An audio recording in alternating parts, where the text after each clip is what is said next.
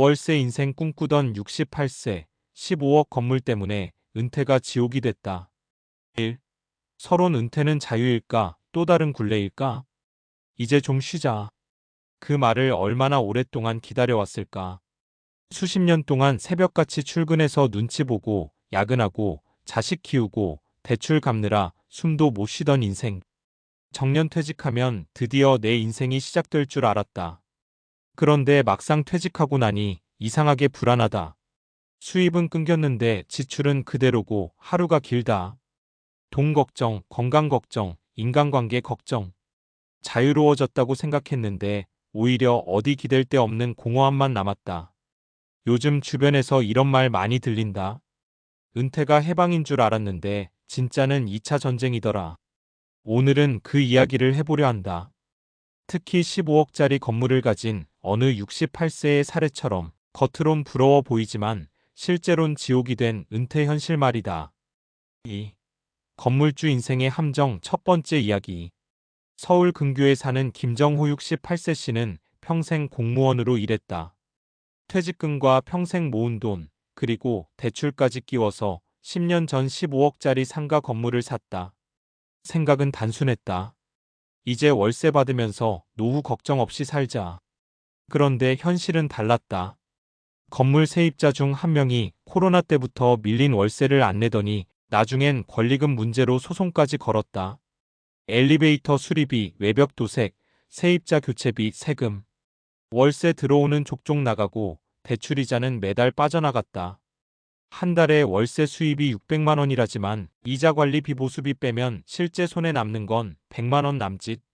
건물주는 돈방석일 줄 알았는데 내가 건물의 노예가 될 줄은 몰랐어요. 김 씨는 결국 68세에 은퇴 후 파산을 고민하고 있다. 이게 요즘 흔한 이야기다. 월세 인생은 꿈이지만 관리와 세금은 악몽이다. 3.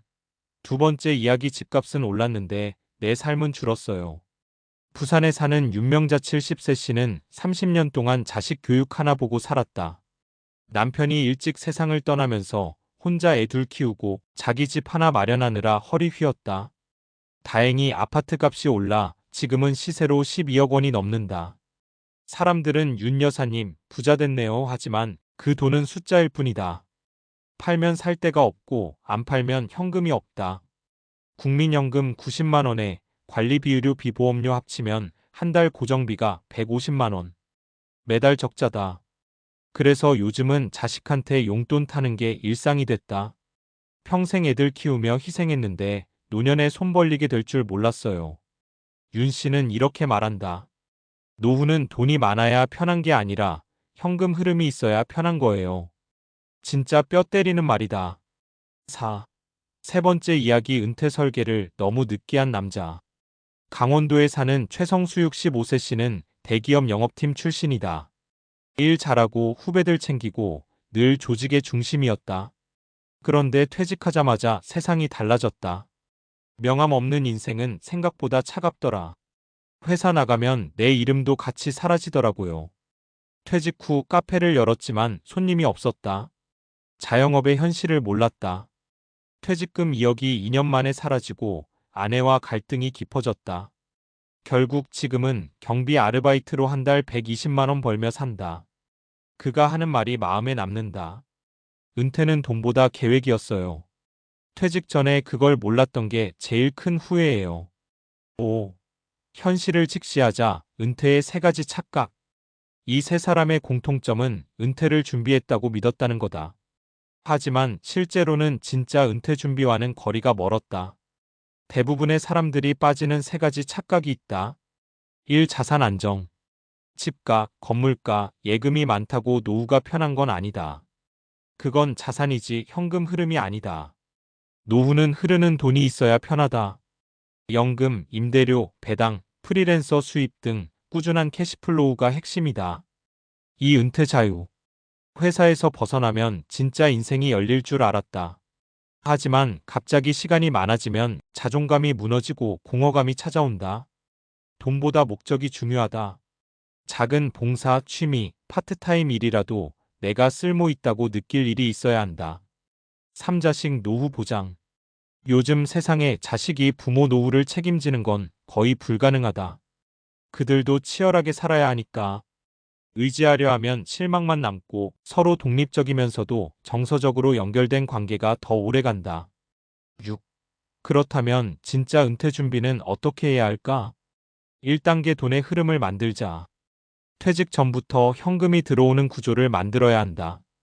작은 임대, 배당주, 국민연금 외에도 자신의 전문성을 살린 프리랜서 일, 컨설팅, 온라인 강의 같은 수입원을 확보하자. 예를 들어 60세에 은퇴해도 70세까지 월 50만 원짜리 부수입이 있으면 10년 동안 6천만 원의 여유가 생긴다. 그 돈이 심리적 안전망이 된다. 2단계 소비를 조정하자. 은퇴 후엔 소득이 줄지만 소비 습관은 그대로다. 이게 문제다. 지출 패턴을 바꾸는 게 진짜 은퇴 준비다. 예를 들어 외식 대신 홈쿡, 차량 유지 대신 대중교통, 보험 중복 가입 점검만 해도 월 3,050만 원이 절약된다. 3단계 일의 의미를 다시 찾아라.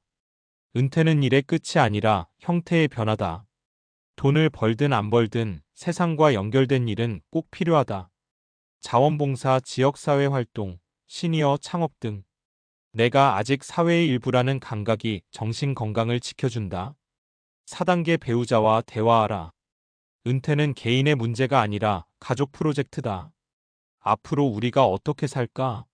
를 미리 이야기하지 않으면 퇴직 후 부부싸움으로 터진다. 돈, 생활 패턴, 공간, 시간 다 새로 조율해야 한다. 7. 마무리 진짜 은퇴는 퇴사 이후에 시작된다. 은퇴는 끝이 아니라 새로운 시작의 형태다. 하지만 그 시작을 편안하게 맞이하려면 돈, 시간, 관계, 의미 이 네 가지를 미리 설계해야 한다. 68세의 김정호 씨처럼 15억짜리 건물을 가져도 불행할 수 있고 70세 윤명자 씨처럼 12억짜리 집을 가져도 외로울 수 있다.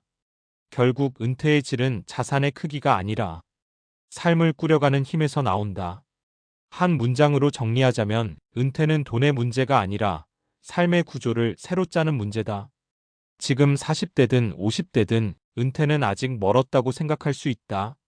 하지만 그때 가서 준비하려 하면 늦는다. 오늘 하루 커피 한 잔 마시며 나의 은퇴는 어떤 모습일까? 그 질문을 던지는 순간 당신의 진짜 은퇴 준비는 이미 시작된 것이다.